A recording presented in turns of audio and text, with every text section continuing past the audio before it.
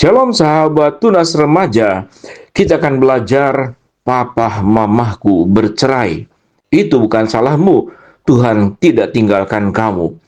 Aku tahu ini topik yang berat banget. Mungkin hatimu lagi rame, kecewa, marah, bingung, atau malah mati rasa. Dan mungkin kamu mikir, Kak, kamu nggak ngerti rasanya. Aku mau bilang duluan ya, ini bukan salahmu, 100% bukan salahmu. Rumah tangga orang dewasa itu urusan orang dewasa. Kamu nggak bisa ngontrol, nggak bisa nyatuin, dan nggak bisa juga wajib disalahin. Hari ini kamu tidak sendirian. Mari kita bincang. Tuhan juga duduk di sini dengerin kamu. Tiga hal yang perlu kamu tahu sekarang. Ada tiga kebohongan yang iblis suka bisikin ke kamu. Pas papa mama ribut, bubar, iblis paling suka masuk. Dia bisikin tiga hal ini dan jangan dipercaya. Kebohongan iblis yang pertama, ini adalah salah kamu. Nilai kamu jelek, makanya mama marah sama papa. Kamu bandel, makanya mereka pisah. Ingat Mazmur 27 ayat 10. Sekalipun ayahku dan ibuku meninggalkan aku, namun Tuhan menyambutku. Alkitab tidak bilang kalau anaknya nakal. Alkitab bilang, sekalipun, artinya mau kamu pinter, mau kamu bandel, itu tetap bukan urusanmu. Keputusan orang dewasa itu adalah urusannya orang dewasa. Kebohongan kedua dari iblis, kamu nggak disayang lagi. Udah deh, sekarang aku anak buangan, nggak ada yang mau sama aku. Yohanes 14 ayat 18 berkata, aku tidak akan meninggalkan kamu sebagai yatim piatu. Yesus bilang, dia nggak akan bikin kamu jadi yatim piatu. Mungkin papa mama pisah rumah, tapi Tuhan janji nggak akan pisah dari kamu. Dia Bapa yang tidak akan cerai dengan kamu. Kebohongan ketiga dari iblis yang membisikkan ke kamu, keluargamu rusak, masa depanmu hancur, anak broken home, pasti narkoba, pasti gagal, pasti tidak bisa bahagia. Faktanya dalam Mazmur 34 ayat 18, Tuhan itu dekat kepada orang-orang yang patah hati. Tuhan paling dekat pas hati kamu remuk. Tuhan ahli bikin kayu yang patah jadi busur yang kuat. Lihat Daud, lihat Yusuf, rumah mereka berantakan, tapi masa depan mereka dipakai Tuhan luar biasa. Ada tiga hal yang bikin kamu harus lakuin mulai hari ini. Satu, jujur sama Tuhan. Dalam Mazmur 62 ayat ke-8, tumpahkanlah isi hatimu di hadapannya. Nggak usah sok kuat di depan Tuhan. Marah, bilang, Tuhan aku marah sama papa. Kecewa, bilang, Tuhan aku berkata aku tidak adil. Nangis, ya nangis saja. Tuhan gak akan marah sama air matamu. Dia kumpulin air matamu di kirbatnya.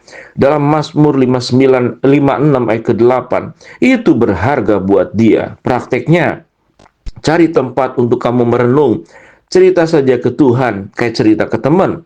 Yang kedua, tentukan batas. Kamu bukan mediator. Terkadang papa nyuruh kamu nyampein ke mama, atau mama jelek-jelekin papa ke kamu. Itu memang berat banget. Kamu boleh bilang gini dengan sopan, "Mah, Pah, aku sayang kalian berdua, tapi aku nggak mau jadi perantaranya ya. Aku masih anak kalian." Itu namanya jaga hati. Kamu nggak berkhianat. Kamu lagi jaga dirimu, biar kamu biar tidak hancur di tengah-tengah mereka.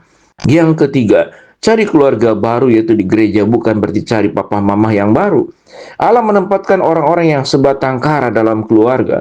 Tuhan tidak mau kamu jalan sendirian. Cari satu orang dewasa yang bisa kamu percaya. Kakak komsel, guru sekolah minggu, om tante rohani, konselor gereja. Cerita ke mereka, nangis dengan mereka, minta mereka doain kamu. Kamu berhak punya orang dewasa yang aman. Gereja itu keluarga. Di situ ada papa mama rohani yang Tuhan sediakan.